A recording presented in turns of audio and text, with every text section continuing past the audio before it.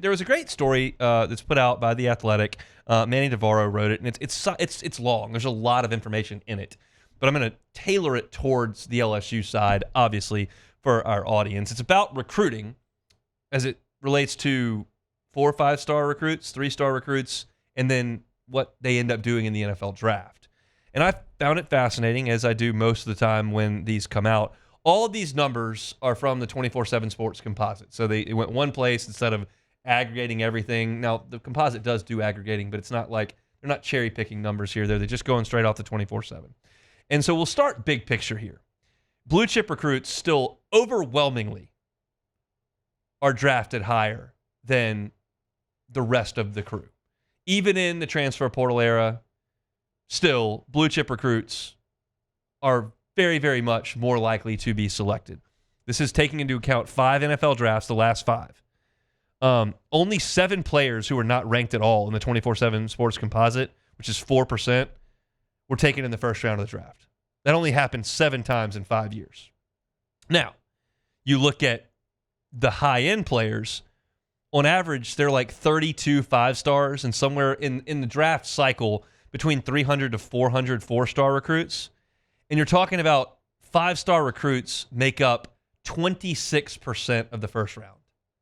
When you consider how few of those there are, that's an astronomical number. It's almost as many as 3-stars, which is 29%. Do you know how many 3-star recruits?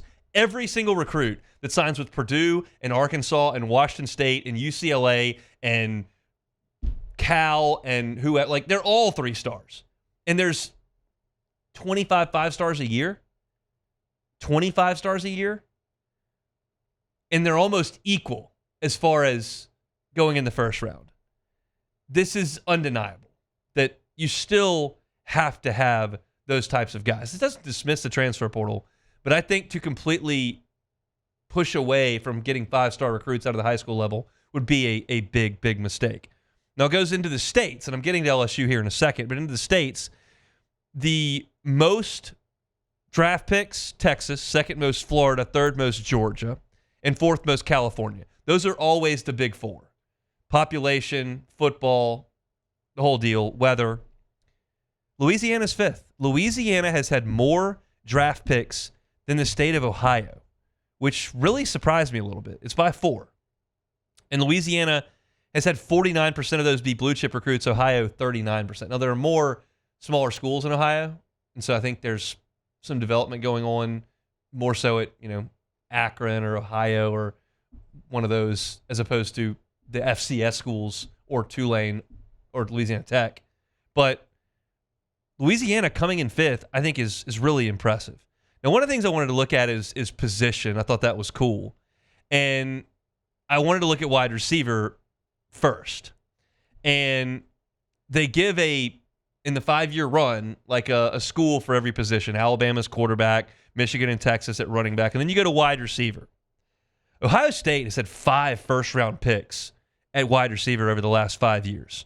Marvin Harrison and Garrett Wilson went in the top 10. And we haven't gotten to Jeremiah Smith yet, which should be noted. But don't forget about LSU, as the story writes. The Tigers have had 6 receivers taken in the last 5 years. Jamar Chase, Malik Neighbors, Brian Thomas doing the most damage. Justin Jefferson a year beyond that, so we can't add him in. Chase still involved in Malik Neighbors and Brian Thomas. So they've got LSU and Ohio State right there at wide receiver U.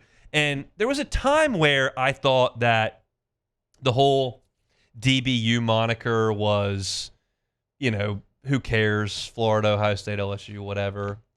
But you go and dig more deeply into it, and with the prevalence of social media, that kind of stuff does matter. And it certainly matters when it's the same coaching staff that is recruiting you that handled some of the others. And while Jamar Chase was not here with this staff, Brian Thomas and Malik Neighbors certainly were. And so that's an important aspect, especially as Ohio State still has Ryan Day dealing with the entirety of the offense. You want to put yourself in that conversation, and it matters how many guys that you put into the league. And it matters what kind of production you have at the college level. And it certainly matters, state stuff matters as well. And you look at LSU and you consider the state that they're in, which produces the 5th most NFL draft picks, and you look at what they've developed with this staff, and you look at then how important recruiting 4- and 5-star players is, and that's still a big deal. You connect those dots, and that's how you win. You look at the schools that have had the most players drafted. Here it is. Georgia, number 1, 2 national championships. Bama, number 2, competed for national championships. Michigan, number 3, won a national championship. Ohio State, number 4, won a national championship. Number 5, LSU. So you're in the club here. You're in the club with Georgia, with Bama, with Michigan, with Ohio State, with Penn State and Texas, who are right behind you. So yeah, you've not lived up to the expectation that you should have. You have not won as many games as you should have. But you're doing the thing that matters the most when it comes to winning championships. And I don't mean that in a binary sense. I mean it in a general sense. You cannot win a national championship if you are not on this list. If you are not recruiting the most 4- and 5-stars, if you are not putting the most players in the NFL draft, you cannot win a championship. And LSU, though they have not contended with Georgia and with Ohio State and with Michigan since 2019, they're doing this, which will ultimately lead you to that path. There is a reason why Mississippi State is not on any of these lists. There is a reason why Kansas State is not on any of these lists. I haven't mentioned Texas A&M either. I haven't mentioned Tennessee either. This is what's important. And there's a reason when Tennessee, generally speaking, goes and plays Georgia, they get their teeth kicked in. They don't have the dudes yet. There's a reason now that Texas has shown resurgence, because they're now 7th in the last 5 drafts in putting out NFL talent, and now Sark's got it cooking with the recruiting. You've got to get in the portal. You've got to get upperclassmen, and LSU did that this year, and you have to do that. But you've got to go recruit those high school guys, get them through, and get them to the NFL. Because trying to restock all the shelves every single year is going to be too volatile. And all of these metrics that this athletic piece points to, LSU is pointing in the right direction. Yes, it's wide receiver. But yes, it's quarterback as well. Yes, it needs to be secondary, where Corey Raymond is starting to pick up all those 4- and 5-star recruits. DJ Pickett is here now. And you've got to do it on the defensive line. You've got to do it on the offensive line. And you feel like you've got the guys in place to make that happen. LSU as a football program has not reached where it needs to be in the last 5 years.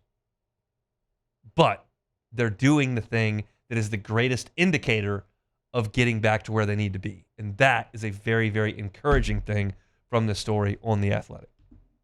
Hey, thanks for watching Hunt on LSU. Before you get out of here, do us a couple of favors. Hit that like button, leave your comments below, and subscribe to the channel for all your Fighting Tiger football talk. See you next time.